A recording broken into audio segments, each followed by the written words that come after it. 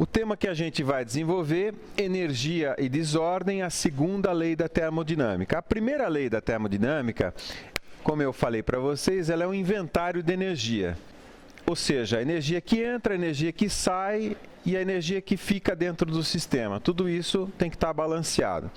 O problema da primeira lei é o seguinte, ela não nos diz nada a respeito do sentido das transformações, do sentido natural das transformações e muito menos da qualidade das transformações. Qualidade, obviamente, já pensando numa aplicação prática. Quem resolve isso é a segunda lei. Quem fala de qualidade de conversão de energia é a segunda lei. A aplicação que eu vou procurar usar como motivação para vocês é a evolução das máquinas térmicas. Começando ali em 1750, meados dos anos 1700, a gente tinha as máquinas para remoção de água no fundo da mina. Então, aqui na foto, a máquina de Newcomen, removendo água de uma mina de carvão no Reino Unido. E como é que isso evoluiu para isso? Usinas termoelétricas que hoje são capazes de gerar com alta eficiência, a gente sabe inclusive que está próxima do limite teórico, mostrando, né, o número aqui, em 2015, 80% da energia elétrica do planeta é gerada em termoelétrica, seja uma termoelétrica a gás ou uma termonuclear, mas é uma termoelétrica também. Então, 1750 a gente tinha aquelas máquinas, né, extremamente ineficientes, hoje a gente sabe. Hoje nós temos sistemas bastante eficientes e estamos evoluindo, a coisa não parou. Essa transparência que está aqui é a última, ou das últimas transparências dessa aula, na qual eu mostro um ciclo combinado, ou um ciclo binário. Essa usina aqui, na verdade, ela usa dois fluidos, ela usa gás e usa vapor. Aqui na entrada eu tenho uma turbina a gás, esses tubos aqui fornecem gás, esse gás queima aqui, expande numa turbina, como a gente viu na aula passada para o motor aeronáutico.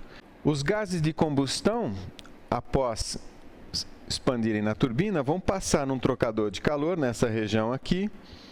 Isso aqui já é uma espécie de caldeira, né? Aqui então está trocando o calor com vapor d'água, está sendo produzido vapor d'água a alta pressão, a alta temperatura, que vem aqui expandir numa turbina a vapor. Então você tem uma turbina a gás combinada com uma turbina a vapor, portanto dois fluidos de trabalho. E com isso se atinge eficiências altíssimas, aí de 60% e tal. Então eu estou falando assim do passado, 1750, o presente e, digamos assim, nos próximos 20, 30 anos. É um futuro próximo, porque num futuro mais distante, eu já falei para vocês, a fonte deve ser fusão nuclear. Continua sendo uma usina termoelétrica, mas a fonte de calor é uma reação de fusão nuclear. Depois eu volto nesse ponto em particular. Na aula passada, a gente viu a primeira lei, né, balanço de energia para sistemas abertos, ou inventário de energia para sistemas abertos, e nós vamos aplicar isso na aula de hoje, dentro dessa motivação que são as máquinas termoelétricas. Uma usina inteira pode ser um volume de controle para mim, como está desenhado aqui, nessa linha pontilhada branca. O calor, no caso que está entrando aqui, ele entra, essa é uma usina nuclear, ele entra na forma de combustível, aqui o urânio, o plutônio, por exemplo. Então o calor está entrando aqui, no reator, dentro desse prédio esférico aqui, vai ser feita uma reação de fissão nuclear, essa reação de fissão gera calor, esse calor produz vapor superaquecido que toca um ciclo termodinâmico. Mas então aqui está o circuito primário, esse prédio aqui do lado tem as turbinas a vapor, então aqui é gerada eletricidade, tá? Não sei se dá para ver as torres aqui, tá vendo? A torre de energia elétrica, e aqui o trabalho produzido, trabalho exportado. E nas torres de resfriamento, o calor rejeitado. Então é exatamente o que a gente viu em relação à primeira lei, como é que ocorre o ciclo aqui dentro. Prosseguindo, a questão toda que se coloca é se existe um limite físico para a eficiência de conversão do calor em trabalho. Voltando, eu tenho calor sendo produzido aqui no reator nuclear, esse calor uma parcela dele vira trabalho e a outra parcela é rejeitada na atmosfera pelas torres de resfriamento. Ora, se o que não é eletricidade é calor rejeitado, o ideal seria não rejeitar nada. Mas é possível converter todo o calor em trabalho? Quem responde essa questão é a segunda lei da termodinâmica. E se a resposta é não, e a gente já sabe que é não, até por experiência prática, então qual é a menor quantidade de calor que eu posso rejeitar para ter a máxima eficiência de conversão de calor em trabalho? Essa, digamos, também é uma questão respondida pela segunda lei da termodinâmica. Então vamos lá, vamos começar a elaborar essas ideias já definindo algumas coisas. O primeiro deles é o sentido espontâneo do fluxo de energia, ou, digamos assim, de qualquer processo natural, no caso do fluxo de energia. A gente sabe, com relação a calor, que o calor sempre vai do mais quente para o mais frio. Para nós aqui, esse fluxo vai ocorrer entre o que a gente chama de um reservatório térmico a alta temperatura, aqui, por exemplo, é a reação nuclear que está ocorrendo, e o outro reservatório em questão é o reservatório térmico a baixa temperatura, que no caso para nós é o ambiente, é para onde as torres de resfriamento estão rejeitando o calor. Naturalmente, vai se estabelecer um fluxo de calor do mais quente para o mais frio. Isso pode acontecer numa usina nuclear ou uma xícara de café em cima de uma mesa. Então, o café rejeitando o calor para o ambiente. Nós vamos agir no sentido de recolher um pouco dessa energia, desse fluxo, é como se fosse um rio mesmo, escoando do ponto mais alto para o ponto mais baixo, e eu vou colocar uma espécie de roda d'água térmica e tentar converter um pouco dessa energia que está fluindo em trabalho mecânico. E essa figura ela é rica, por quê? Porque ela vem daquela ideia inicial de que calor era um fluido, que fluía, fluido calórico, e depois se viu que não, calor é energia mesmo. Tá? Então, esse é o fluxo natural, só calor, basta ver a diferença de temperatura e, obviamente, o contato térmico. Tá? E eu ainda posso fazer algo mais, que seria pegar um pouco daquela energia térmica que está fluindo, ou seja, calor, e transformar isso em trabalho. E toda a questão é, o quanto eu posso pegar do calor e converter em trabalho. Para nós, já trabalhando com alguma nomenclatura, ou definindo já algumas variáveis, a temperatura do fornecedor de calor ou da fonte quente vai ser TQ, a temperatura do absorvedor de calor, ou seja, a fonte fria, vai ser TF, a máquina térmica, que é o mecanismo executado dentro dessa caixinha branca, vai receber uma quantidade de calor QQ da fonte quente, vai rejeitar uma quantidade de calor QF para a fonte fria e vai exportar uma quantidade líquida de trabalho W líquido. Tá? Isso aqui é só para definir a nomenclatura. E a gente já viu essa definição, a eficiência do ciclo de conversão, eta igual o W líquido, W exportado, dividido pelo calor da fonte quente. Ou seja, aquilo que eu quero produzir, o trabalho, dividido por aquilo que eu pago. Tá? É a definição de rendimento de conversão de calor em trabalho. O que são essas coisas para nós, em termos práticos? Porque, como eu disse, eu estou procurando sempre ligar as ideias, os conceitos dessa aula, que são muitos e são profundos, às coisas da nossa realidade prática. Então, lá nos idos de 1700 e pouco, esse trabalho líquido, na verdade, era o equivalente ao trabalho executado por uma certa quantidade de cavalos mesmo. Quando eu falo cavalo, é o animal cavalo que eu estou falando. E isso, na verdade, gerou a unidade de potência, ou a unidade de fornecimento de energia, chamada cavalo-vapor. Na verdade, isso é uma sacada de marketing do watt. Eu vou mostrar isso para vocês. Ou seja, um cavalo, que é mais ou menos 745 watts, é mais ou menos a potência que um animal cavalo é capaz de desenvolver, puxando um arado, sei lá, né? Isso é uma equivalência que o Watt fez para poder vender a máquina dele. Então isso era muito palatável para os donos de mina na época, porque o Watt chegava e falou, olha, você tem uma tropa de 100 cavalos aí, você tira essa tropa, põe essa máquina aqui, você não precisa mais de cavalo para tirar a água do fundo da mina. Só que isso vai te custar o quê? Uma certa quantidade de carvão. E aqui a gente também consegue calcular as coisas com uma certa facilidade. Lembra da aula passada? O PCI do carvão, vezes a quantidade de carvão necessária, né? A vazão mássica de carvão, me dá uma potência térmica. Então, é exatamente o que vai no denominador aqui. E como eu disse, essa era uma sacada de marketing do Watt. O Watt desenvolveu uma máquina, que eu já vou contar a história, e ele procurou vender essa máquina nas várias minas de carvão. E um detalhe, o Watt ele ficou muito rico nessa história. Não foi fácil a vida dele, mas ele ficou muito rico. Bom, obviamente, o pessoal na época estava pensando em dinheiro mesmo, pensando em lucro. Então a ideia era maximizar o lucro, ou seja, a busca pela máxima eficiência de conversão. É exatamente aí que o Watt entrou.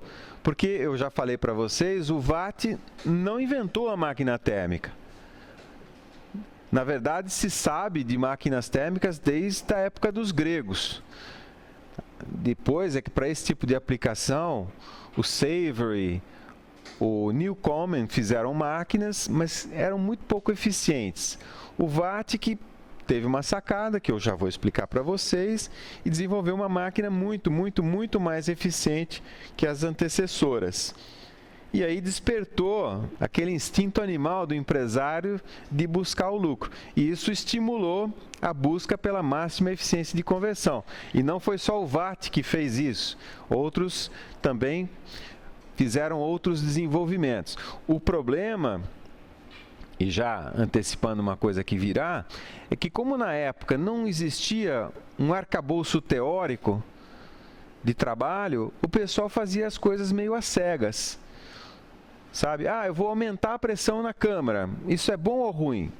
Sei lá, assim, o meu bom senso diz que é bom. Mas pode ser ruim pela teoria. E de fato o cara gastava dinheiro, construía e era ruim. Eu quero colocar assim, primeiro a coisa se desenvolveu de maneira empírica, principalmente devido ao instinto animal dos empresários na época, ou seja, a busca pela eficiência de conversão. Só que hoje ainda se busca eficiência de conversão, só que por razões diferentes.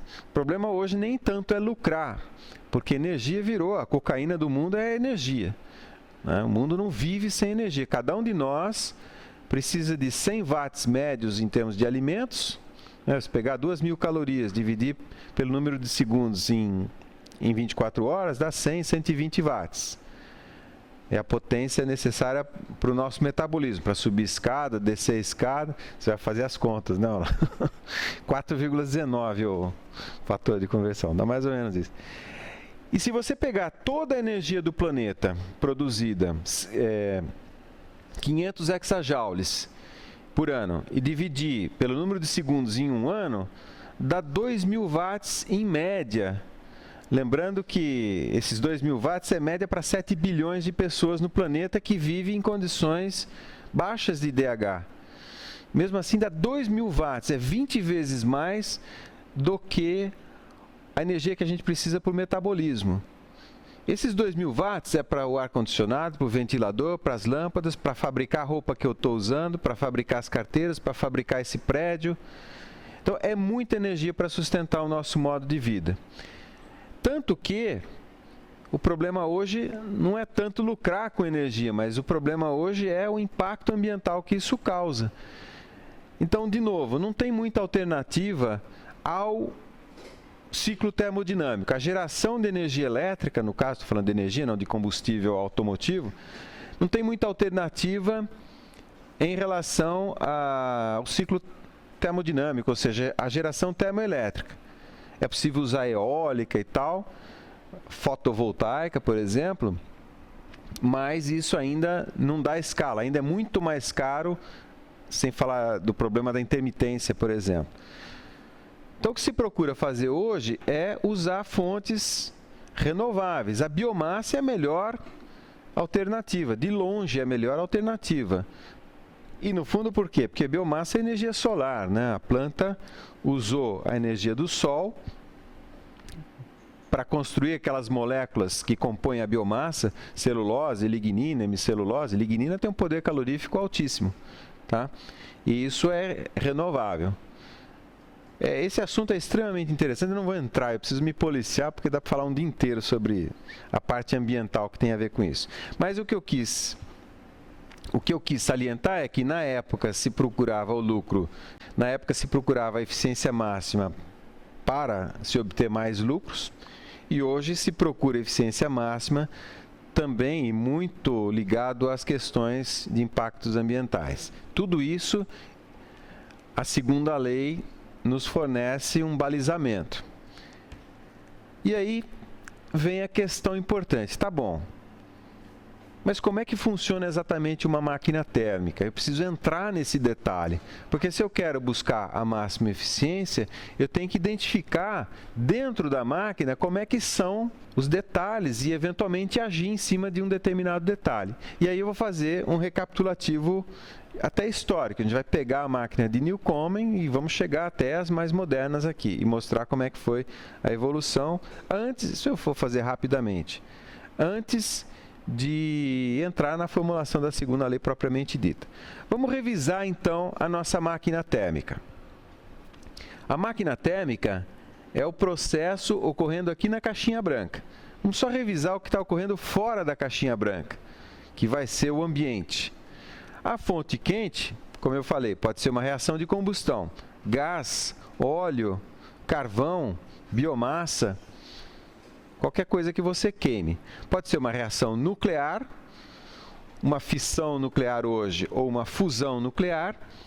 Pode ser termosolar, tá? Concentradores, placas de aquecimento, etc. Eu estava explicando aqui um projeto que eu vi num deserto nos Estados Unidos, que era o seguinte. Imagina que você tem aqui, isso aqui é uma chaminé. Tá? Isso aqui, então, você faz uma cobertura transparente, o sol aquece o solo aquece o ar. Tá? Esse ar mais quente, ele sobe aqui através da chaminé, se esse ar flui para cá, ele aspira por aqui, tá? E lá no topo da chaminé ele move uma turbina eólica. É como se fosse uma geração termoeólica ou solar eólica. Primeiro você converte a energia solar em ar quente, cujo empuxo mais o efeito chaminé ali vai tirar ele para cima, né? Vai ter uma tiragem ali natural, no caso, e você pode gerar energia. Então, a última aqui, termosolar, que podem ser concentradores. Tem umas usinas que são assim, você tem uma torre, né? Aqui em cima tem o ciclo a vapor, e aí você tem uma série de espelhos que concentra a energia solar naquele ponto. Ou pode ser realmente placas ou tubos que vão receber energia solar e produzir um fluido quente, alta pressão, alta temperatura. Tá? Bom, isso aqui são as opções mais comuns de fontes térmicas. Os absorvedores de calor, para nós aqui, na escala que eu estou falando, invariavelmente é o ambiente. Tá? Então, para nós, invariavelmente é o ambiente. Pode ser a atmosfera, podem ser rios, lagos, onde é um rejeito térmico que vai se dissipar. Mas a máquina, como é que ela é mais ou menos? Tá? Ou seja, repara aqui, né? Eu tinha tudo menos a máquina térmica, foquei nos reservatórios, agora estou focando na máquina térmica. Então aqui em cima eu vou ter uma fonte de calor, não importa se é uma combustão, uma reação nuclear. Aqui embaixo no reservatório térmico eu vou ter o ambiente. E aqui na máquina térmica eu vou ter o quê? Basicamente um fluido executando um ciclo termodinâmico, uma transformação cíclica. Ele sai de um estado e volta no mesmo estado. E nesse ciclo o resultado líquido é exportar trabalho. Tá? Então nós vamos ver como é que é isso. Bom, em termos de peças, de dispositivos, de equipamentos, eu vou falar rapidamente aqui, nós vamos voltar N vezes, já falei, né? Então eu tenho, por exemplo, o combustível entrando aqui, que pode ser bagaço de cana. Ele é queimado, tá? Produz calor. Então esse Q-comb aqui é o calor produzido na combustão. Esse calor aquece o fluido de trabalho, que pode ser água, normalmente é água, mas pode ser mercúrio líquido, pode ser sal líquido, tem vários fluidos de trabalho, mas 99,999% é água mesmo, tá? Então esse calor aqui vai aquecer o fluido de trabalho, produzindo, aqui no ponto 3, vapor, alta pressão, alta temperatura. Então aqui no diagrama TS, eu tenho alta pressão, alta temperatura, e como eu disse na aula passada, toda energia que eu tenho para gerar tudo, né, para tocar as bombas e exportar, é a energia que eu tenho aqui do ponto 3. Tá? Então esse é o ponto de maior energia, o ponto de máximo energético. Em seguida, eu vou expandir esse vapor alta pressão, alta temperatura numa turbina. A turbina vai exportar trabalho. E o rejeito térmico eu posso fazer aqui, por exemplo, numa torre de resfriamento, como eu estou desenhando para vocês. Então, em 1 aqui eu obtenho fluido frio, a baixa pressão. Então, o mínimo energético do sistema é em 1 aqui, ó, esse ponto aqui embaixo, que é a situação de menor energia do ciclo. Tá? Em seguida, eu tenho uma bomba, simplesmente, né, para elevar a pressão de 1 até a pressão de injeção na caldeira aqui. Tá? Então, aqui eu tenho água líquida, aqui também água líquida, mas a pressão mais alta, né, para poder entrar na caldeira. Essa bomba aqui é equivalente ao quê? No caso do motor a jato que a gente viu da aula passada, é equivalente ao compressor que tinha na aspiração da turbina. Ele tem que comprimir o ar, que é o comburente, até a pressão de entrada na câmara de combustão. Então, em termos de dispositivos, são esses aqui. Eu desenhei só um negocinho aqui, que é o seguinte, na verdade eu esqueci de tirar isso daqui da aula, né?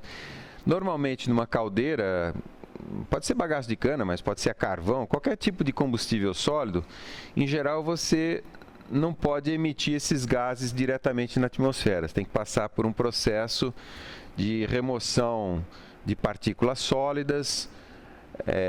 Se tiver óxidos de nitrogênio, você não pode emitir isso, ou tem que reduzir aos níveis permitidos pela CETESB. Então, tem toda uma parte de tratamento de gases aqui para poder emitir. De tal maneira que o que você emite aqui, normalmente, é muito... Vou dizer bom, porque se você respirar isso, você vai morrer, né? Mas é muito melhor, por exemplo, que o que se emite normalmente num motor a diesel, né? Que pelo fato dele ser automotivo, você não pode botar no carro, no caminhão, um equipamento de lavagem de gases, como está aqui. Então, a qualidade das emissões da geração estacionária é muito, muito, muito melhor do que a qualidade das emissões dos veículos autopropelidos. Voltando aqui à nossa máquina térmica, uma primeira apresentação formal aqui aos elementos. Então, aqui, por exemplo, é uma caldeira de bagaço de cana, na verdade duas, né? Isso aqui na usina Bevap, no Vale do Paracatu. Tá vendo? Aqui a alimentação de bagaço é aqui por cima, a caldeira está aqui, e toda aquela parte de tratamento dos gases é aqui, ó. Os gases vêm por aqui, tá? Entra nessa espécie de ciclone aqui, passa, tem filtros, tem chuveirinhos ali dentro, tem uma série de coisas dentro desse equipamento aqui, e depois a exaustão aqui para cima. Tá? Então, o tamanho que isso tem, isso aqui é capaz de queimar 200 toneladas por hora de bagaço, cada uma dessas, né? Então, aqui você tem 400 toneladas por hora de bagaço. Uma turbina a vapor, que nem... Isso daqui pode ser enorme. Eu procurei uma foto aqui de uma turbina da Siemens, que tem o tamanho do rotor dela. Seria equivalente aqui, né? Então, são turbinas enormes aqui, que aí de 20 megawatts, né? O tipo de turbina que tem aqui. Mas, basicamente, você tem injeção de vapor e a expansão desse vapor nessas várias pás aí que estão girando. Tá? Também não vou entrar no detalhe aqui da cinética, como é que acontece a expansão. As torres de resfriamento, que são dispositivos para rejeição de calor para a atmosfera. Na verdade, a torre de resfriamento ela é um chuveiro. Então, essa água quente que vem do ciclo, ela é aspergida dentro dessa carcaça aqui, ou seja, você tem a água transformada em uma quantidade muito grande de gotas. O que acontece quando eu pulverizo a água? Eu aumento muito a área interfacial entre a água e o ar. Consequentemente, eu aumento muito a troca de calor entre a água e o ar. Em frente. Dentro da história da evolução da máquina térmica, então a gente precisa olhar um pouco mais no detalhe. A ideia é entrar no detalhe. Nada melhor do que começar com as primeiras e analisar os defeitos, principalmente das primeiras máquinas. Essa daqui é a de Newcomen, que eu já falei várias vezes para vocês, mas ela tem o seguinte, olha, eu vou explicar aqui, depois eu tenho um videozinho que bem rápido, acho que é 50 segundos. Basicamente, a máquina é o seguinte, você tem a caldeira, aqui você está queimando carvão, então aqui embaixo é a fonte de calor. É que depois o vídeo é muito rápido, então eu prefiro explicar os detalhes na foto estática aqui. Aí no vídeo vocês vão ver. Mas então você queima o seu carvão aqui, aqui é gerado calor. Esse calor gera vapor na caldeira. Então esse aqui é a caldeira. Aqui em cima eu tenho o pistão, tá vendo? Aqui a haste.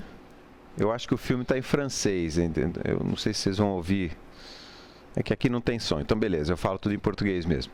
Então a haste é aqui que eu vou produzir trabalho. Essa haste é que vai se deslocar para cima e para baixo, e é essa força vezes esse deslocamento que vira trabalho mecânico. Isso é feito nesse pistão aqui, ó, o êmbolo e o cilindro. Tá? Até tem um detalhe, assim, a vedação do êmbolo, na época, como não se tinha precisão de usinagem para usinar esse cilindro aqui com uma precisão boa, de tal maneira que desce vedação aqui, então isso aqui era cheio d'água, tá vendo? Ó? Water seal for top of piston. Então você enchia de água isso daqui, essa água acabava escoando um pouquinho lá para dentro, mas ela fazia a vedação, tá? E o próprio Watt, uma das coisas que o Watt conseguiu resolver foi, não ele, né? Ele achou um fornecedor que era capaz de usinar isso aqui com grande precisão, de tal maneira que você não precisava ter esse selo hidráulico aqui, tá? E era um fabricante de canhão. O que acontecia? Você injetava vapor nessa câmara aqui, vapor alta pressão, alta temperatura. Alta pressão, o que acontece? Você empurra o êmbolo para cima, até porque lá embaixo, né, tem a carga. Aqui tinha o balde, digamos, aqui tem um balde amarrado aqui. Tá, então, pelo peso aqui, você tem vapor empurrando, esse negócio descia.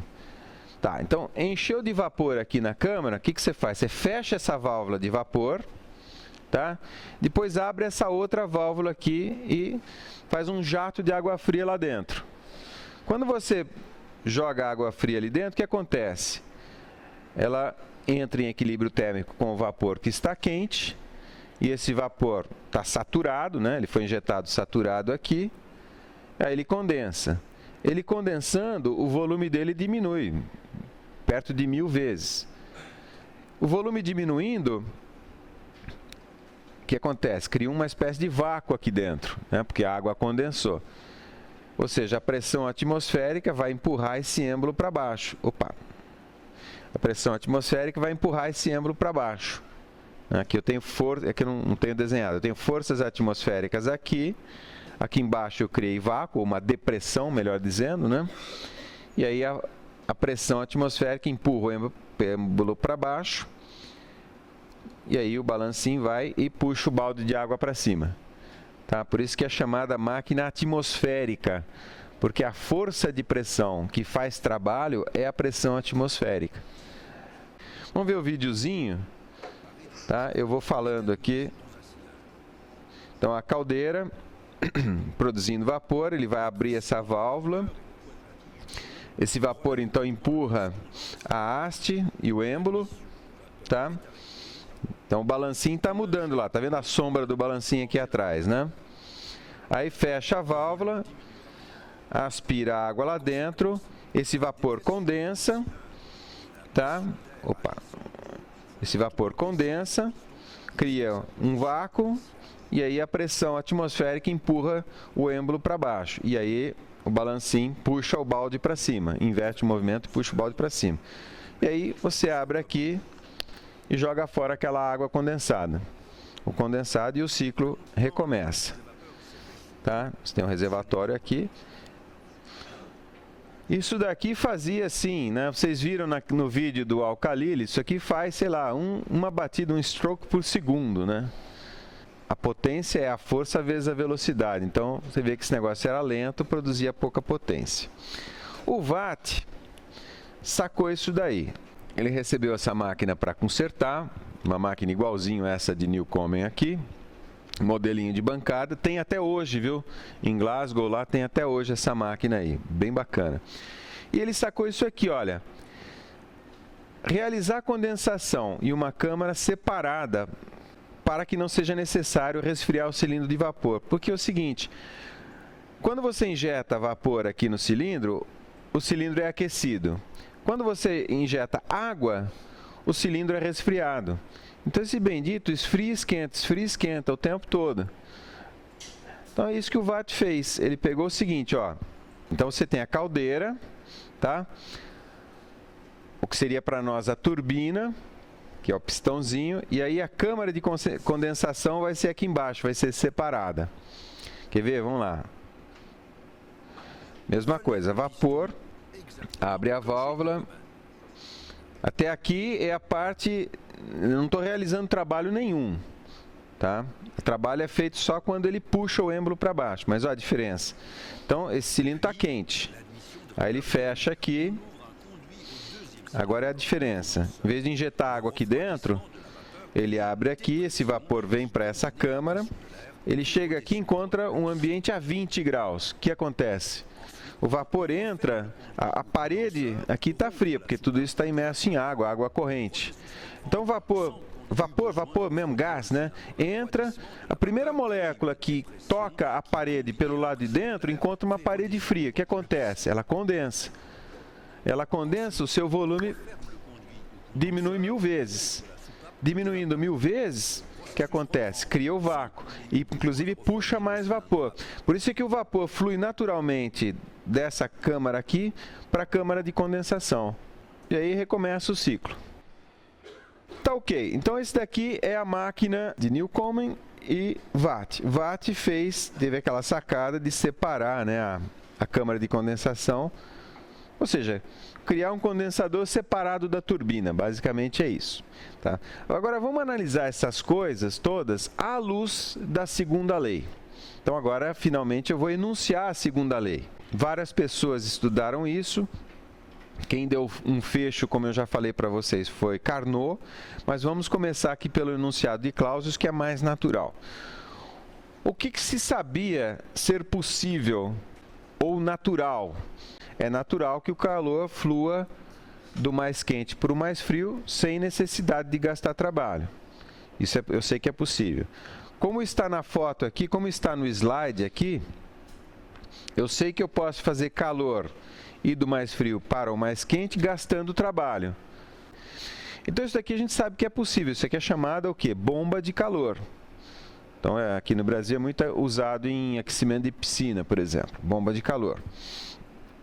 O enunciado de Clausius diz o seguinte: isso aqui eu sei que é possível, mas isso aqui obviamente não. Ou seja, calor e do mais frio para o mais quente sem dispêndio de trabalho. O enunciado chamado de Kelvin-Planck é um pouco mais elaborado. Então, ele parte do mesmo princípio, aquilo que é possível, e diz aquilo que é impossível. E, bom, vocês devem estar se perguntando, então, o que é a segunda lei? A segunda lei é só exatamente aquilo que é impossível, que depois a gente quantifica. Mas, voltando ao raciocínio de Kelvin-Planck. Partindo do possível, calor ir do mais quente para o mais frio, com geração de trabalho, isso eu sei que é possível, a máquina de Newcomen faz isso, Watt faz isso, tá? Porém, isso daqui ele está dizendo que é impossível, ou seja, transformar todo o calor em trabalho, sem haver rejeição de calor para a fonte fria. É só isso a segunda lei, e isso tem um impacto profundo, tá? Mas então, olha, o enunciado de Clausius, o enunciado de Kelvin Planck, e eles são absolutamente equivalentes.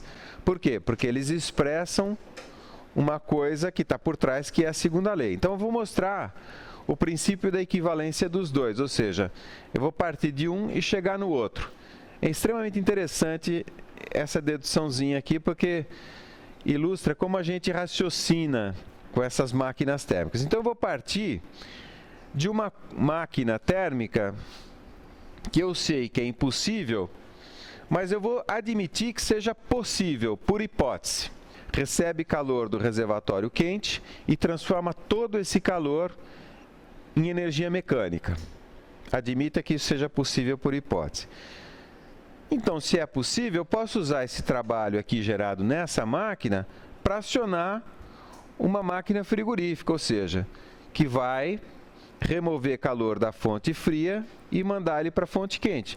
Porque isso que está aqui à direita, eu sei que é possível. Gastar trabalho para fazer calor e do mais frio para o mais quente, eu sei que é possível. Agora eu vou fazer o seguinte. Eu vou considerar a minha máquina térmica como a soma das duas máquinas térmicas, como está indicado aqui pela linha pontilhada. E agora eu tenho o quê? Eu tenho uma máquina térmica combinada, cujo efeito líquido é o quê? Calor e do mais frio para o mais quente sem gasto de trabalho, porque esse gasto de trabalho aqui é totalmente interno à máquina, correto? E isso eu sei que é impossível. Portanto, voltando aqui nas transparências, admitindo que isso seja possível, isso daqui tem que ser possível. E é absurdo. Entenderam? Então, é uma prova pelo absurdo, né? Se aquilo fosse possível, isso também seria possível e isso é absurdo. Calor e do mais frio para o mais quente, sem gasto de trabalho. Prosseguindo, ainda na busca da máxima eficiência de conversão. Vamos revisitar o raciocínio do Carnot. Está aqui a máquina térmica e ele pensou no seguinte. Olha, a máquina para mim é o sistema e eu tenho o ambiente, ou dois ambientes, que na verdade é tudo menos a máquina térmica. Pensa em termos de teoria de conjuntos, né? O conjunto é o sistema e o complementar é o ambiente, ou seja, a fonte quente e a fonte fria englobadas num único sistema complementar. Isso é a base do raciocínio dele.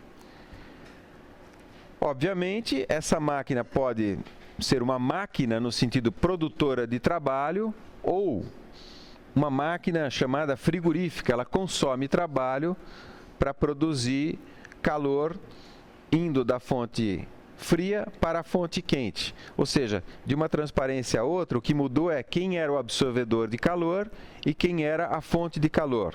Na anterior, a fonte quente fornece calor e a fonte fria absorve calor. Como esse é o sentido natural da natureza, pleonasmo, né? Eu gero trabalho, eu exporto trabalho. Na máquina frigorífica é o contrário, a fonte fria fornece calor, a fonte quente recebe calor, ou seja, se transforma num absorvedor de calor, e para o calor então ir do mais frio para o mais quente eu gasto trabalho. Beleza, tudo isso daqui a gente sabe que é normal. O Carnot, no seu raciocínio, a gente já viu, concluiu que a máquina mais eficiente, a maior eficiência de conversão calor em trabalho que poderia ser obtida é através de um ciclo, de uma máquina reversível. E há uma diferença entre reversibilidade e a possibilidade de executar o ciclo termodinâmico no sentido inverso. São coisas diferentes ou não necessariamente iguais. E é isso que eu queria explicar rapidamente. No raciocínio do Carnot, ele parte de uma máquina térmica, calor saindo da fonte quente, movendo um ciclo termodinâmico, essa roda aqui está representando um ciclo termodinâmico, que produz uma certa quantidade de trabalho e rejeita uma certa quantidade de calor para baixo. No raciocínio do Carnot, o passo seguinte seria inverter o ciclo termodinâmico, ou seja, executar esse ciclo termodinâmico no sentido oposto. Mas então, invertendo o ciclo termodinâmico, a máquina térmica se transforma numa máquina frigorífica, portanto, puxando o calor da fonte fria ou do reservatório de baixa temperatura, bombeando calor para o reservatório de alta temperatura aqui. Lembrando que esse segundo ciclo aqui é exatamente o inverso do primeiro. É o primeiro executado no sentido oposto. Pois bem, a reversibilidade ocorre quando, se você combinar as duas máquinas agora, uma térmica e outra frigorífica, se nessa combinação ocorrer que as grandezas se cancelam perfeitamente. É esse calor com esse calor com esse, o trabalho com esse, de tal maneira que, se cancelando perfeitamente, ou olhando o sistema como um todo, esse trabalho aqui, tudo bem, esse trabalho ele é interno ao sistema. Imagina um volume de controle englobando essa máquina combinada. Então, se esses calores todos forem iguais e se cancelarem, é como se nada estivesse ocorrendo entre o reservatório de alta temperatura e o reservatório de baixa temperatura. Mas então, havendo esse cancelamento, o ciclo sob teste, digamos assim, é reversível. Correto? Quer ver isso no próprio diagrama? Peguei aqui, por exemplo, um ciclo de Brayton que nós vamos analisar daqui a pouquinho. Então, esse aqui é o diagrama TS do ar. As linhas aqui são linhas de pressão constante. E eu estou trabalhando, por exemplo, entre 0 graus e 1000 graus, só para efeito de raciocínio. Então, eu começo no sentido horário aqui, ou seja, é um ciclo motor, mas eu começo com uma compressão isentrópica, ou seja, sem atritos internos e sem troca de calor com o ambiente, compressão isentrópica. Aqui sim, ó, a absorção de calor a pressão constante. Então, calor está sendo absorvido a pressão constante e está sendo absorvido de quem? Da fonte quente, cuja temperatura está indicada aqui em cima, 1000 graus. Em seguida, passo numa turbina, uma expansão isentrópica, ou seja, sem atritos internos, sem transferência de calor, é gerada uma quantidade de trabalho, essa seta verde aqui. E por fim eu vou no regenerador, que pode ser a própria atmosfera ou pode ser um trocador de calor rejeitando calor numa torre de resfriamento, por exemplo. Então essa rejeição de calor é feita também a pressão constante para o reservatório de baixa temperatura, como está indicado aqui. Então esse é o ciclo de Brayton. Como saber se ele é ou não reversível? Basta então eu inverter o sentido do ciclo. Ao invés de executá-lo no sentido horário, eu vou executá-lo no sentido anti-horário. E vai uma observação aqui, não confundir o conceito de reversibilidade do Carnot com a possibilidade de executar o ciclo termodinâmico no sentido inverso, o que normalmente sempre é possível. Tá? Porém, nesse caso, o que acontece? Então, eu inverti o sentido do ciclo. Ele passa a ser um ciclo frigorífico, não mais um ciclo motor. Portanto, ele deve absorver calor da fonte fria, está aqui, gasta trabalho para isso e rejeita calor para a fonte quente. Repara que eu inverti o sentido do ciclo e como eu estou considerando a máquina mais o ambiente todo, ou seja, as duas fontes de calor, eu não mexi nas temperaturas da fonte fria e da fonte quente. Pergunta para vocês, é possível executar esse ciclo? Porque olha aqui, ó, eu tenho que absorver calor da fonte fria. Pela definição aqui, eu estou fazendo isso a pressão constante. Porém, o que está nas ordenadas aqui são temperaturas. Como é que eu vou fazer calor ser trocado, calor ser transferido de uma temperatura aqui 0 grau por uma temperatura que está variando, digamos, entre 0 e 250 graus? Como é que o calor vai fluir do mais frio para o mais quente? Tá? Isso aqui não é possível. Idem a rejeição de calor. O calor tem que ser rejeitado para o reservatório de alta temperatura, que está em torno de 1000 graus. Porém, o gás aqui dentro, o fluido de trabalho, que é um gás, é o ar no caso, ele está a uma temperatura variando de 1000 até 400 graus, 350 aqui, estimando pela escala. Então, não é possível o calor fluir do mais frio para o mais quente. Portanto, o fato de não ser possível executar o ciclo no sentido oposto indica que ele não é reversível. Repara que essa análise eu tenho que fazer em conjunto com o ambiente. Eu não posso desconsiderar o ambiente. Então, esse ciclo nesse ambiente, na verdade, é possível provar que esse ciclo em nenhum outro ambiente, ou seja, em nenhum conjunto de temperaturas quente e fria, é possível executar no sentido inverso. Portanto, ele não é reversível. Bom, partindo disso, então, ele conclui o seguinte: o rendimento da máquina térmica sempre é menor do que 1, quando o ΔT for menor do que infinito.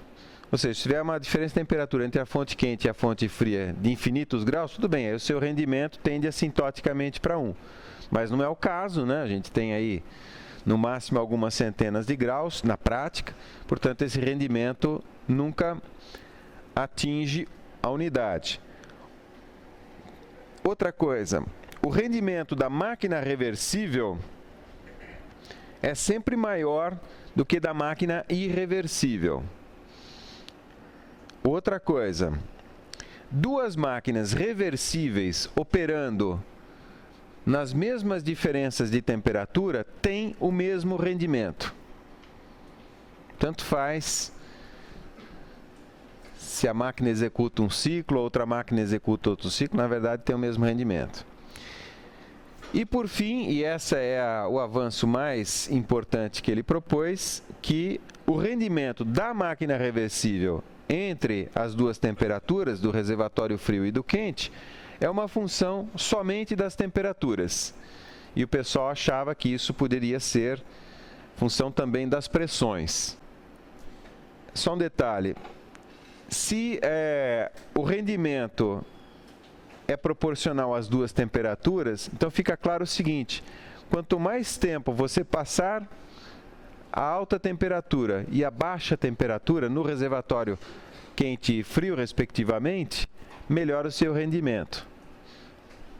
Então, ele definiu um ciclo em que isso fosse possível, ou seja, eu vou fazer o chamado ciclo de Carnot. Eu vou fazer, na verdade, a absorção de calor na caldeira, ou seja, esse calor aqui, ó, porque esse ciclo termodinâmico, a máquina, está sendo executado aqui, na caixinha branca. Aqui é que tem um ciclo. Então, essa absorção desse calor aqui, ó, eu vou fazer ele a temperatura mais alta que eu puder. E durante o maior tempo que eu puder. Ou seja, o ideal seria o quê? O melhor dos mundos seria absorver todo o calor que vem da caldeira a temperatura constante. Mais do que isso eu não consigo. Tá? E na região fria, eu vou fazer a rejeição de calor também da mesma maneira, a temperatura mais baixa possível. Então, vou fazer a rejeição de calor a temperatura constante. Tá? Por quê? Porque eu sei que o rendimento máximo eu tenho quando eu tenho um ΔT máximo. Então, esse é o ciclo teórico de Carnot, que pelo fato de todas as transformações serem reversíveis, ele mostra que tem o rendimento máximo para aquele ΔT. Tá? Agora, pergunta para vocês, se esse é o ciclo que tem o maior rendimento, por que a gente não usa ele na prática? Por dificuldades de realização física desse processo, das máquinas e dispositivos que deveriam ser construídos para que esse processo aqui fosse realizado. Por exemplo, você vai absorver calor de 2 para 3.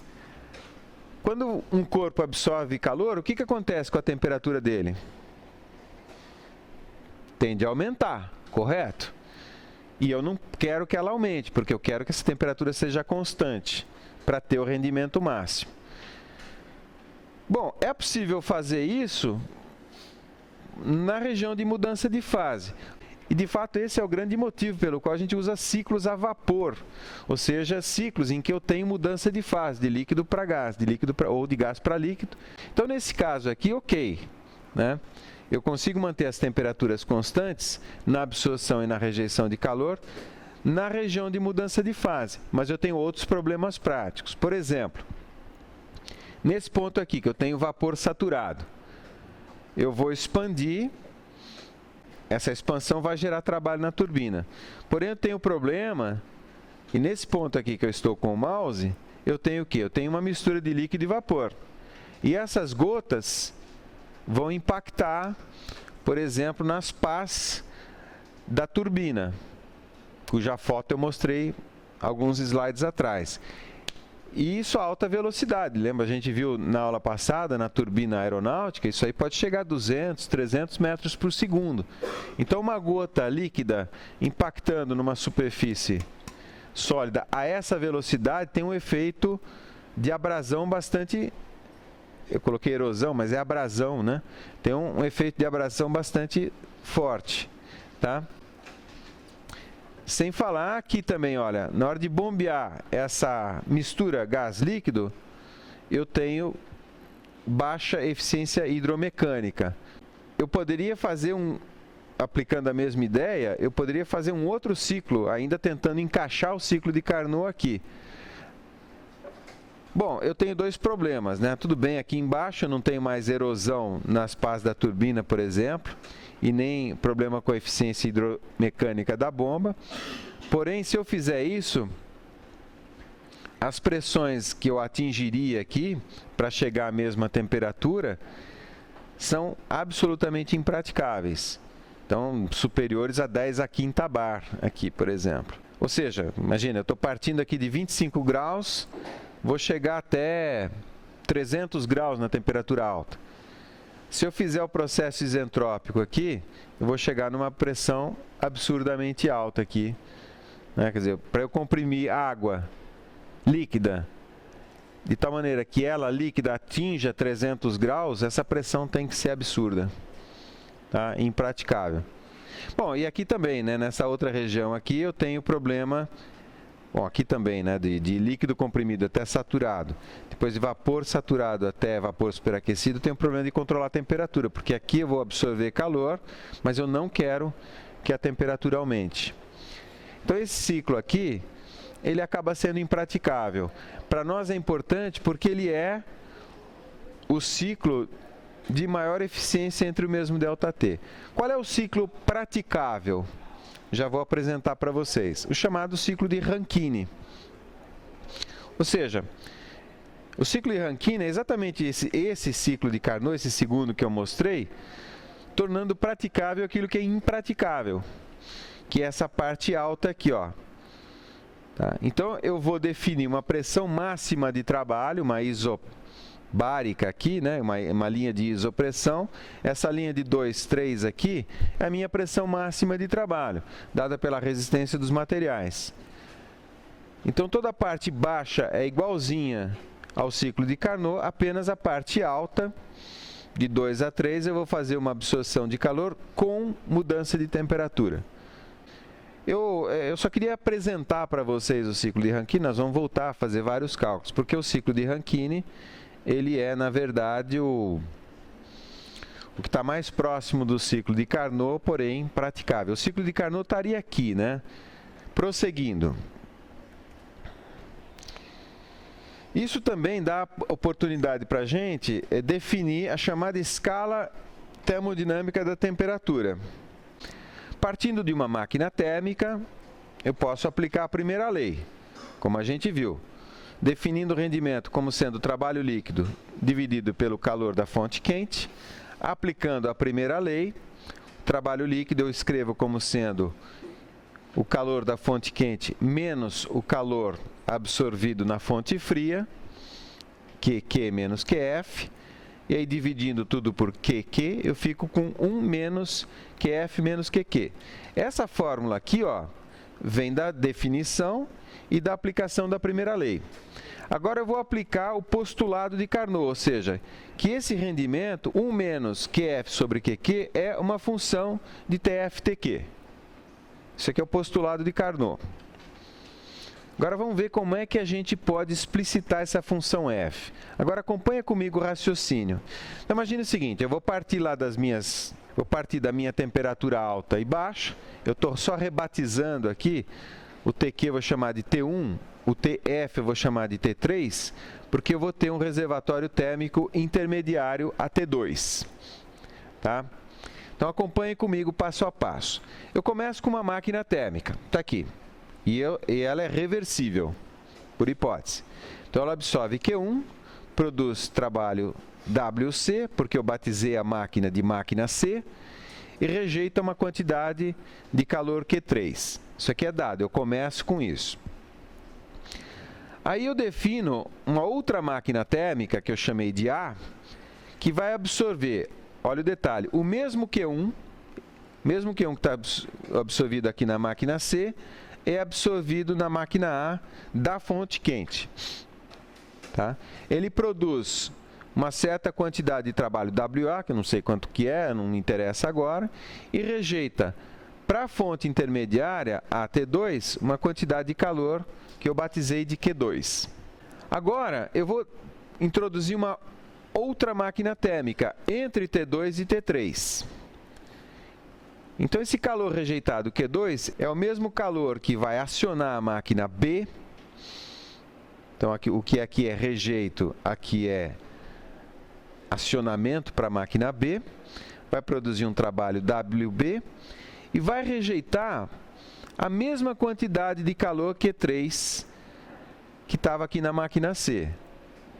Então, o importante aqui da história é o seguinte. A absorve o mesmo Q1. B absorve o mesmo Q3 e as outras variáveis vão se adequar, ou seja, Q2, WA e WB vão se adequar de tal maneira que eu tenha esse mesmo Q1 aqui em cima e esse mesmo Q3 aqui embaixo. Então, isso aqui eu sei que é perfeitamente possível. Tá?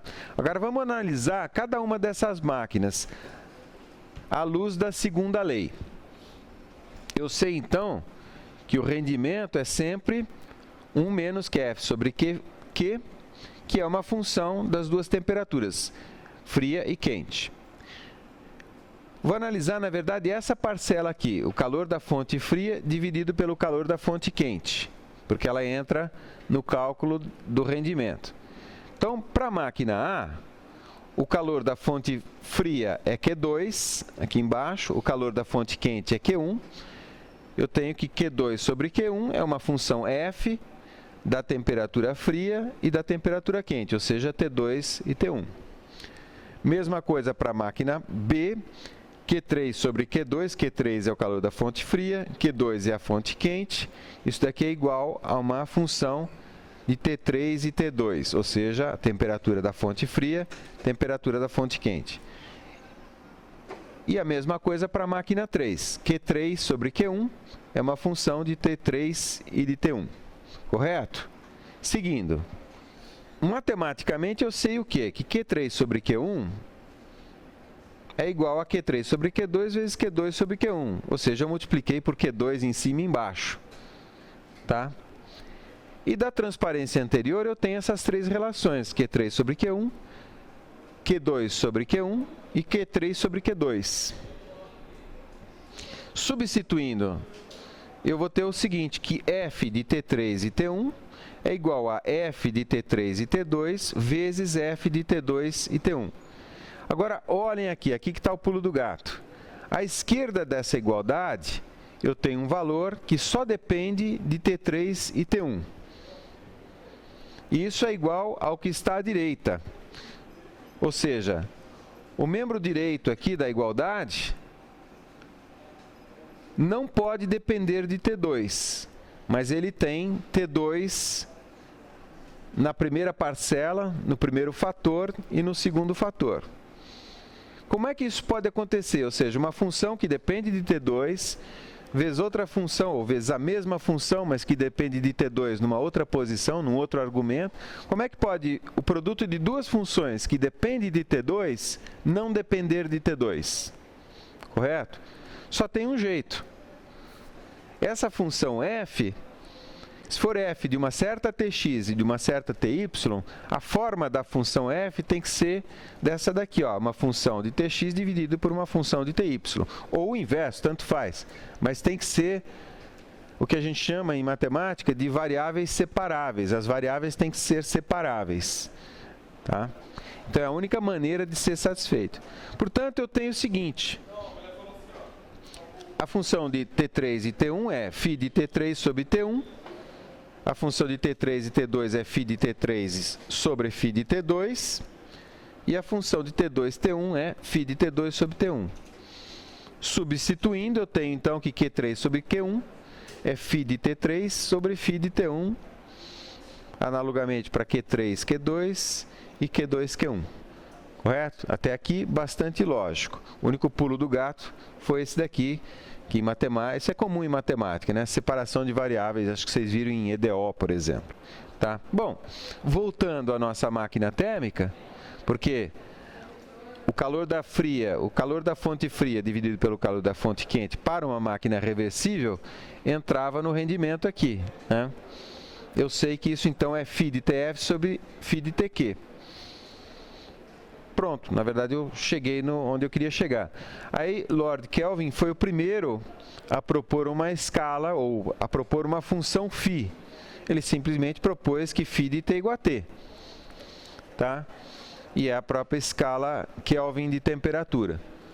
Depois tem a escala Rankine, que é o equivalente da escala Fahrenheit.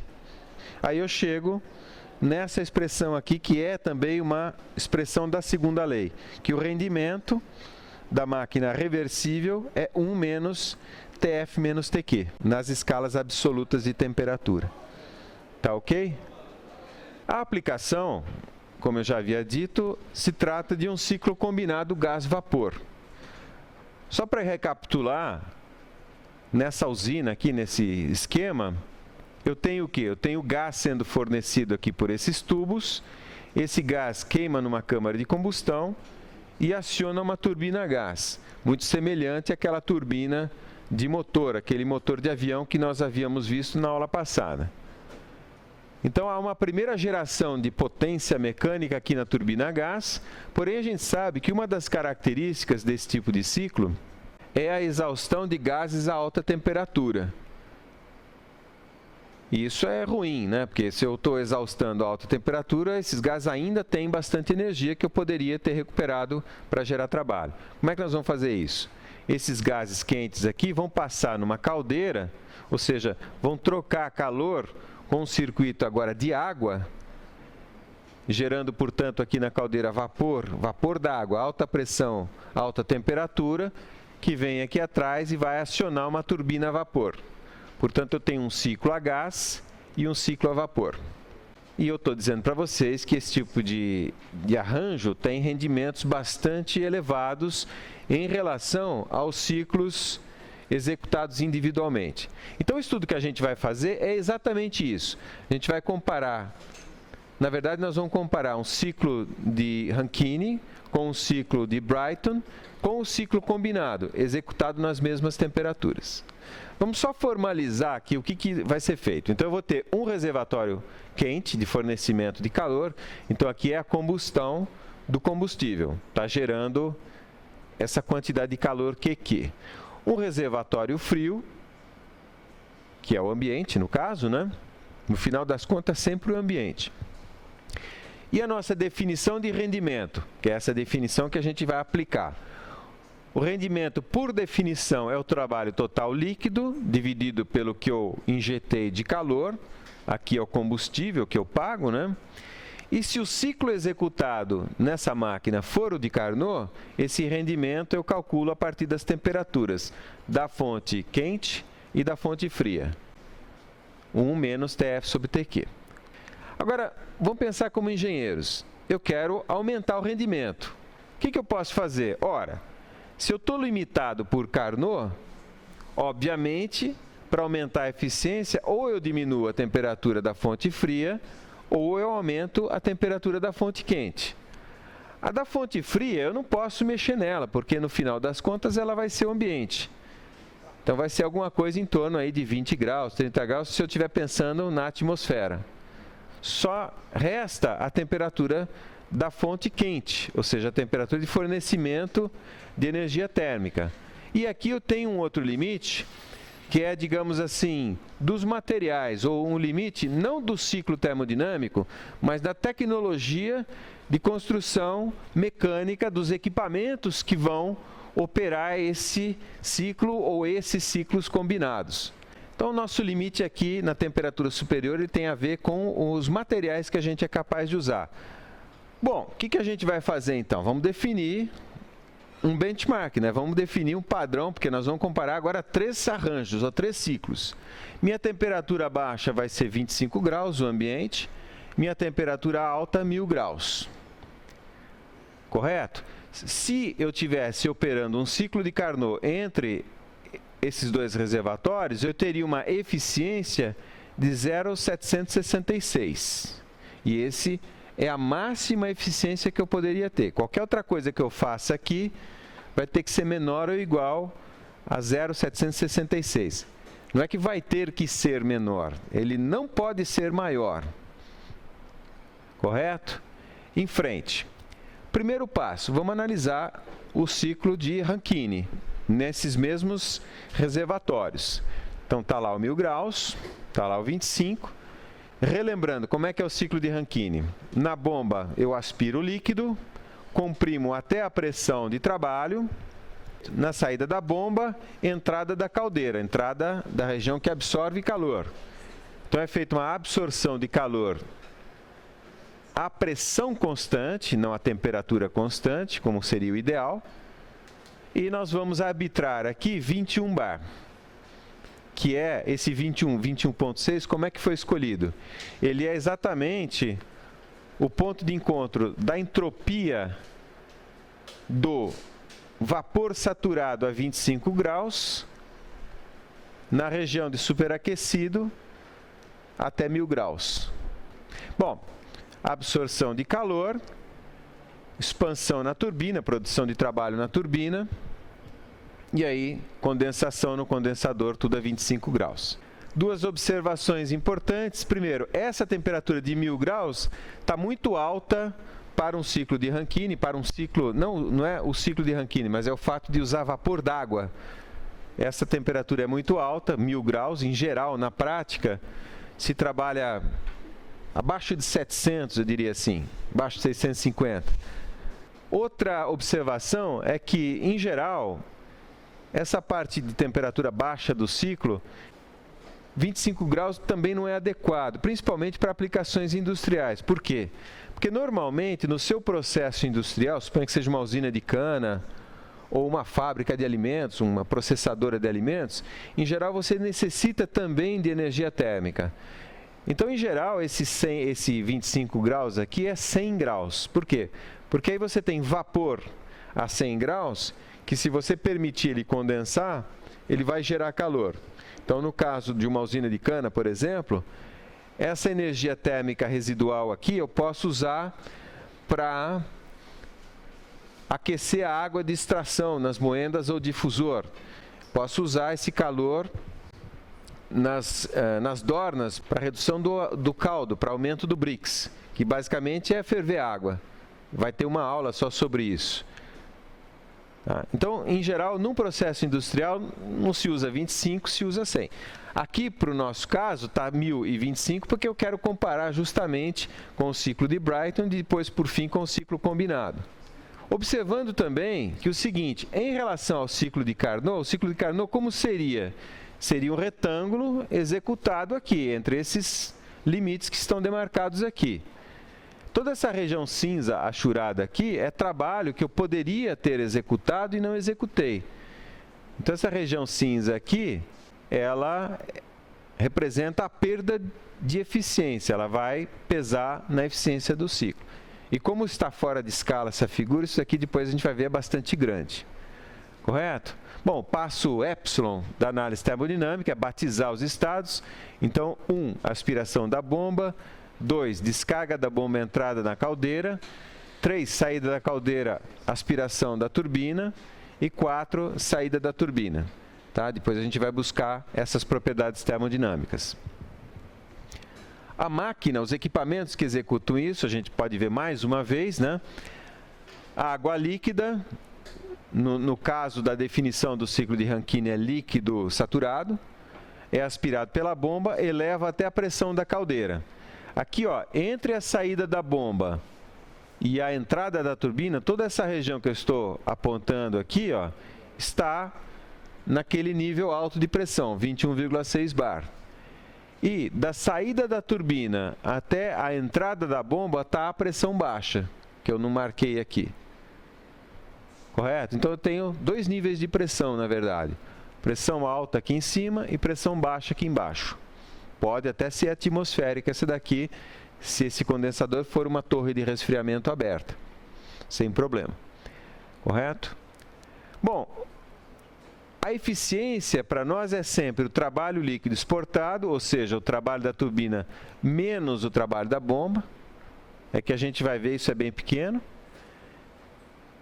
Escrevendo essa igualdade, eu tenho aqui W34, que é o trabalho da turbina, menos o trabalho da bomba, dividido pelo Q23, já na nossa nomenclatura. E escrevendo tudo em função do fluxo mássico, M, e esse M agora é uma vazão de água, eu posso expressar esse rendimento em função das quantidades específicas, os trabalhos e calores específicos. W minúsculo 34 menos W12 sobre Q23.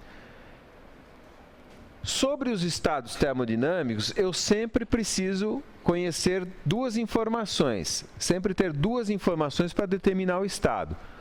Voltando aqui no diagrama, de cada um deles eu tenho 2 informações. Quais são? Com relação ao estado 1, eu tenho a temperatura e o fato de que está sobre a linha de saturação, líquido saturado. Sobre o estado 2, o que eu tenho? Eu conheço a pressão, 21,6, e sei que a entropia de 2 é igual à entropia de 1. Lembrando que eu já tinha o estado 1. Do estado 3, o que eu tenho? Eu tenho o 1000 graus, e eu tenho que o estado 3, a entropia do estado 3 é igual à entropia do estado 4. O 21,6 veio a posterior, depois de eu determinar o estado 3. E do estado 4 eu tenho o quê? Eu tenho a temperatura, mais o fato de que se trata de vapor saturado seco, sobre a linha de vapor saturado. Portanto, eu sempre tenho 2 informações de cada estado, consequentemente, eu posso determinar as entalpias de cada estado, estão aqui. Hoje eu não vou brincar no RefProp, tá? Eu só vou pôr os resultados para vocês. Então, estão aqui as 4 entalpias que eu preciso para fazer o balanço. Primeiro passo, volume de controle em torno da turbina. Escrevo a primeira lei, Q menos W34. Esse Q, nesse volume de controle, é o quê? Lembra da nomenclatura? É o calor que é introduzido no volume de controle. Quanto vale esse calor introduzido nesse volume de controle? O professor, quando pergunta, sempre é 1 ou 0, sabe? Então, é 0 no caso. Por quê? Meu processo na turbina não é isentrópico. Isentropia não implica em adiapaticidade. Portanto, não entra calor. Então, esse Q aqui, na primeira lei, é 0. E W34 é o trabalho exportado. Se nas contas aqui der negativo, então esse trabalho exportado é, na verdade, importado. Perfeito. Aí, do lado direito da primeira lei, eu tenho o quê? O balanço de energia associado ao fluxo mássico. O inventário das energias que entram e que saem associadas ao fluxo mássico. É muito simples, é a vazão mássica vezes o ΔH. O H4 é o H que está saindo do volume de controle, H3 é o H que está entrando no volume de controle. Lembrando que H, a entalpia, tem as duas parcelas de energia interna, o U, mais o quê? O trabalho de fluxo. Lembra da aula passada de primeira lei para volume de controle. Beleza? Passando o M dividindo, eu tenho o W34 específico, que é simplesmente H3 menos H4. Mesma coisa para a bomba, vou mais rápido agora. Então, o W12 é H1 menos H2, e mesma coisa para a caldeira. O Q23 é H3 menos H2. Substituindo as entalpias nessas expressões para os trabalhos e para o calor, eu tenho que o W34 é mais 2.090,1 kJ por quilograma, esse mais indicando que, de fato, na turbina o trabalho é exportado. W12 é igual a menos 2,17 kJ por quilograma, esse menos indicando que, de fato, na bomba o trabalho é importado, a bomba consome energia, consome trabalho, tá? E o calor Q23 mais 4.529,6 kJ por quilograma, o mais indicando que realmente o calor é importado. Entra, como a gente diz aqui em São Carlos, entra para dentro do volume de controle. Observação importante que eu peço que vocês guardem na cabeça para comparar com o ciclo de Brayton que a gente vai fazer em seguida. A relação entre o trabalho de bomba e o trabalho produzido na turbina, esse 2 com esse 2.000, é mais ou menos 1 para 1.000. Tanto que num ciclo a vapor, normalmente a gente nem considera esse trabalho de bomba aqui. Por quê? Porque ele é 1 milésimo do trabalho produzido na turbina. Guarda esse número, 1 para 1.000. Bom, substituindo isso na definição que a gente tem para o rendimento, repara que aqui agora eu considero todas as grandezas em módulo. Se eu não tivesse feito isso, o que ia acontecer? Esse menos aqui ia juntar com esse outro menos aqui, e ao invés de descontar o trabalho da bomba no cálculo do rendimento, eu ia adicionar o trabalho da bomba, portanto ia ter um valor errado. Substituindo esses valores no cálculo aqui do rendimento, eu tenho que o rendimento é 0,4609. Lembrando que o rendimento de Carnot que a gente havia calculado é 0,7659, um pouco mais da metade ali. Na próxima aula a gente vai ter uma definição que a gente chama de rendimento de segunda lei, ou rendimento entrópico, que é, na verdade, o rendimento dividido pelo rendimento de Carnot. Porque se eu disser assim, o rendimento é 0,4, é muito ou pouco? Depende do quanto é o rendimento máximo, porque 0,4 pode estar longe ou perto do rendimento máximo. No caso aqui, está longe. Então, esse ciclo aqui é muito ruim, na verdade. Bom, esse é o rendimento de Rankine. Vamos ver agora por que esse rendimento é tão ruim assim. Colocando em escala o ciclo de Rankine, na faixa aqui de 25 a 1.000 graus, dá para perceber o seguinte: o ciclo de Carnot ele seria um retângulo aqui, né? Executado aqui. E essa região não coberta pelo ciclo de Rankine, essa região externa aqui, é o que eu não gerei de trabalho. Lembra que para o ciclo ser eficiente, eu tenho que ter transferência de calor a temperatura constante. Na verdade, a maior parte da transferência de calor não está sendo feita a temperatura constante. Por quê? Porque eu tenho essa fase aqui e essa outra fase aqui de superaquecimento, que na verdade é muito maior. Então, só de olhar a figura, eu vejo que esse ciclo é tremendamente ineficiente ou pouco eficiente. Então, agora eu vou executar um ciclo de Brayton, mas usando o ar como fluido de trabalho. E cuidado, porque às vezes eu vou falar gás me referindo ao ar, e às vezes eu vou falar gás me referindo aos gases da combustão ou até o gás natural que está queimando para gerar calor. Ok? Mas então tá lá. O 25 graus a temperatura da fonte fria, o 1.000 graus a temperatura da fonte quente. E, como eu disse, o passo epsilon é marcar os estados.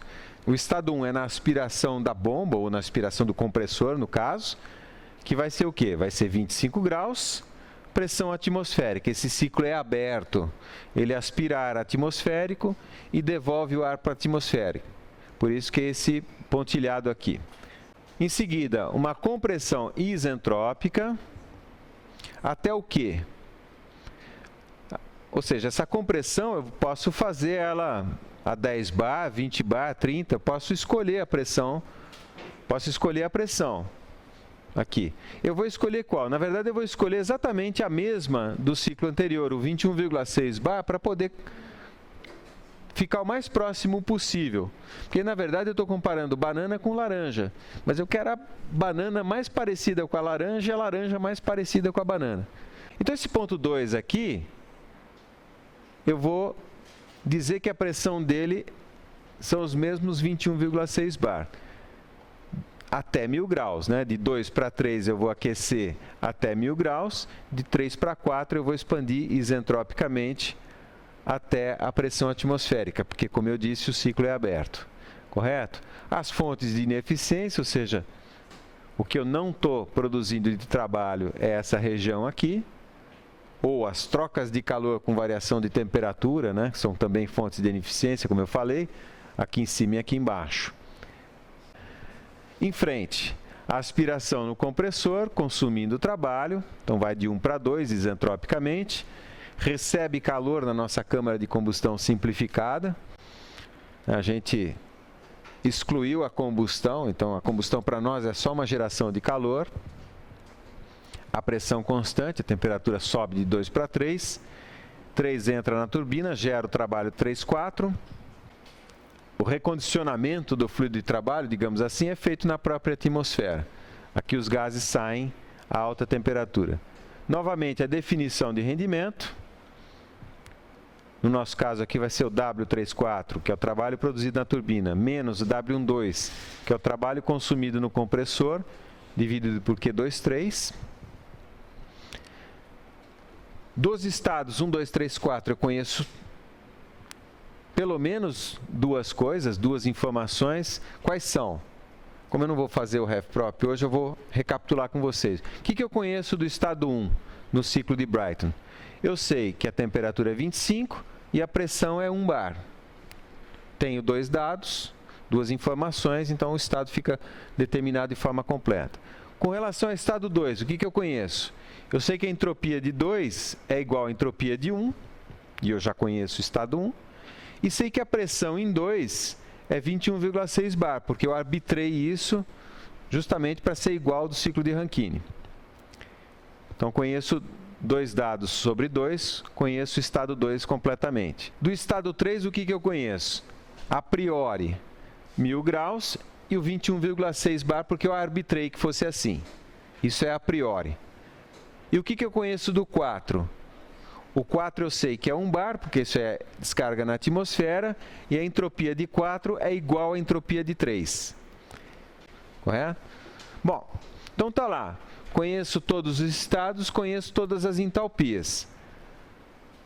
Agora eu vou bem rápido, né? Fazendo os cálculos, eu tenho então que o trabalho 3,4 é mais 783,92 kJ por quilograma, mais, significando que de fato a turbina exporta trabalho.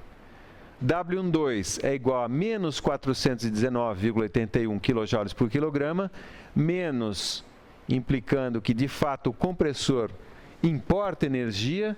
E uma observação: qual era a relação entre trabalho de bomba e trabalho de turbina no ciclo de Rankine? Não era 1 para 1000 mais ou menos? Aqui é, grosso modo, 1 para 2. Ou seja, o trabalho da turbina é o dobro do trabalho do compressor, grosso modo. Parece que isso é extremamente ineficiente, mas, por outro lado, o calor absorvido também é baixo, 648,05. No cômputo geral, eu vou ter uma eficiência aqui embaixo, está vendo? 0,5618 para o ciclo de Brayton. Lembrando que Carnot, que é o limite máximo, 0,7659, e o Rankine, 0,4609. Então, digamos assim, no nosso campeonato, eu diria o seguinte: tanto o Brayton quanto o Rankine estão bem ruins, porque é em torno da metade do rendimento de Carnot. tá? Porém, o de Brayton é ligeiramente melhor que o de Rankine. Ou seja, se eu estivesse queimando o gás ali para gerar energia elétrica, qual dos dois ciclos eu escolheria? O de Brayton. Esse aqui eu produzo mais eletricidade por unidade de combustível gasto, que é isso que diz a definição do rendimento termodinâmico. Bom, as fontes de ineficiência do ciclo de Brayton são um pouco diferentes das ineficiências do ciclo de Rankine. Então, colocando o gráfico, o diagrama TS em escala, dá para ver o seguinte, principalmente aqui, ó, a temperatura dos gases de escape na expansão, porque aqui expandiu na turbina, a temperatura aqui é muito alta. Quer ver? Vamos ler aqui, ó, tá ligeiramente acima de 250 graus, isso é muito, isso eu estou, teoricamente, a minha usina está jogando ar na chaminé ali, digamos, é que está saindo ar a 260 graus. Tem muita energia ali que eu estou jogando fora, simplesmente. Estou aquecendo a atmosfera. Se passar um passarinho ali, frita ele, né? O air fryer ali, né? É mais ou menos isso. É que é muito difícil você diminuir essa temperatura aqui dos gases de escape, dos gases na saída da turbina. Por quê? Porque logo você encontra a linha de um bar aqui, ó. Essa isobárica de um bar, que é a atmosfera. E lembrem, qual era a principal característica negativa do ciclo de Rankine? Eu vou voltar aqui, olha, no diagrama de Rankine. Era justamente a inadequação de se trabalhar numa temperatura tão alta aqui no ponto de mais alta pressão e temperatura. Ou seja, eles têm defeitos, digamos, que são complementares. O ciclo de Brayton eu não consigo baixar muito essa temperatura aqui na saída dos gases de escape, e o ciclo de Rankine eu não consigo aumentar muito a temperatura na saída da caldeira, a temperatura do fluido de trabalho. Aí surge a ideia, eu vou colocar então um ciclo de Brayton em cima de um ciclo de Rankine. Vamos ver como isso pode ser feito. Então tá lá, mecanicamente eu vou de fato colocar o ciclo de Brayton aqui, em cima do ciclo de Rankine, não em cima no sentido sobre, né? Estou dizendo assim, o calor de escape aqui, o calor rejeitado na fonte fria, vai para o ciclo de Rankine. Ou, dizendo de outra forma, o ciclo de Rankine vai ser a fonte fria do ciclo de Brayton. Vai ser o absorvedor de calor do ciclo de Brayton, tá? Tudo se passa aqui, ó, na caldeira do ciclo de Rankine. Ao invés de queimar combustível nela, eu vou injetar lá os gases de combustão, os gases na saída da turbina, que vão trocar calor aqui e vão gerar vapor superaquecido. Correto? Então, essa água líquida resfria os gases e os gases aquecem a água líquida. Vamos ver o diagrama termodinâmico, então, desse processo.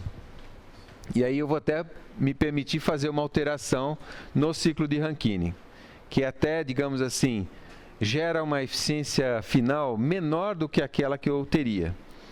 Mas eu já explico. Então, vamos lá. Vamos ver o ciclo de Brayton. Na nova numeração, para não confundir os estados, 1, 2, 3, 4 são os estados aqui do ciclo de Rankine, 5, 6, 7, 8 e 9 do ciclo de Brayton. Tá?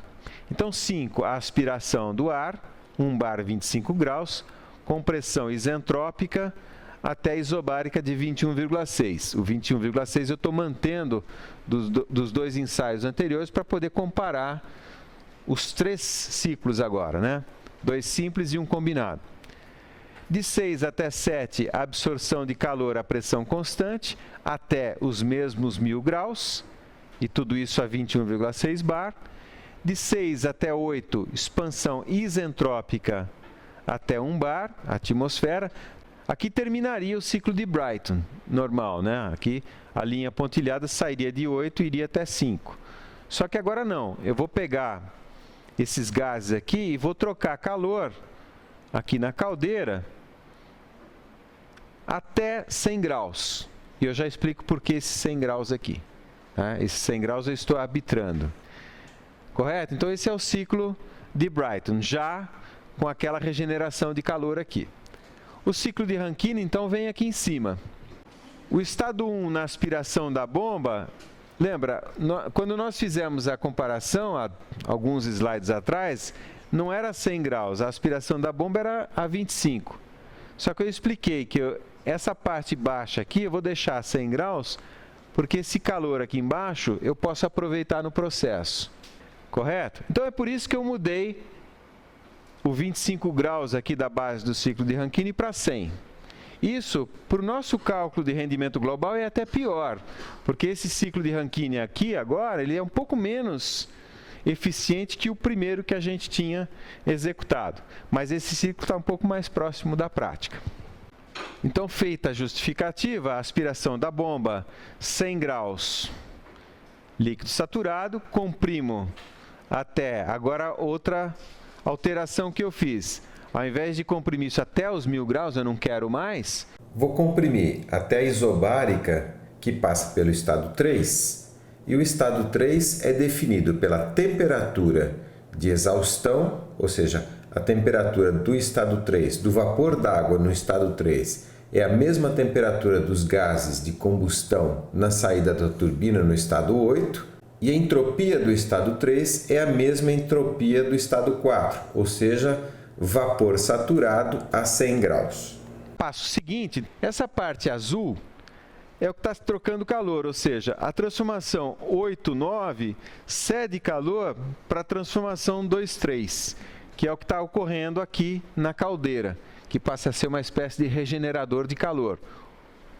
Bom, próximo passo seria identificar todas as propriedades termodinâmicas.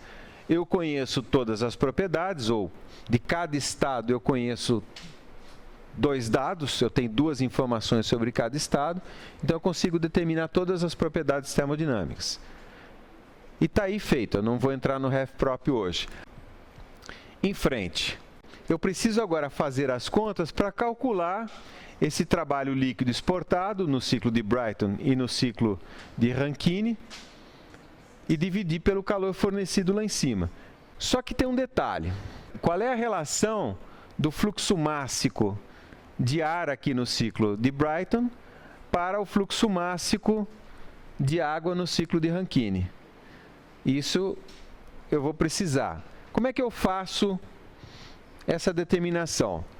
Eu vou analisar a caldeira, ou o regenerador de calor. Eu vou fazer um volume de controle só para o ar, que está entrando e saindo da caldeira. Depois eu vou fazer um outro volume de controle só para a água, que está entrando e saindo da caldeira. Então está aqui, ó. O volume de controle que envolve o ar na caldeira me mostra o seguinte: o calor trocado é igual a vazão de gás, agora gás aqui se refere a ar, vezes o ΔH. Com a nomenclatura que eu tenho, então eu tenho que Q cedido pelo fluxo de ar é a vazão de ar, vezes H8 menos H9. Supondo que todo o calor cedido vá para o fluxo de vapor, ou fluxo de água, eu vou ter então que isso daqui é igual a MV, que é a vazão de água, vazão mássica de água, H3 menos H2. Mexendo nessa equação, eu vou ter que MV sobre MG é H8 menos H9 dividido por H3 menos H2. Vamos à definição do rendimento. Rendimento é aquilo que eu quero por aquilo que eu pago. Eu quero o trabalho líquido na turbina do ciclo de Brayton, mais o trabalho líquido na turbina do ciclo de Rankine. Do ciclo de Brayton é o trabalho específico 7,8 menos o trabalho específico 5,6, a turbina menos o compressor, e isso eu tenho que multiplicar pela vazão de gás, a vazão de ar, correto?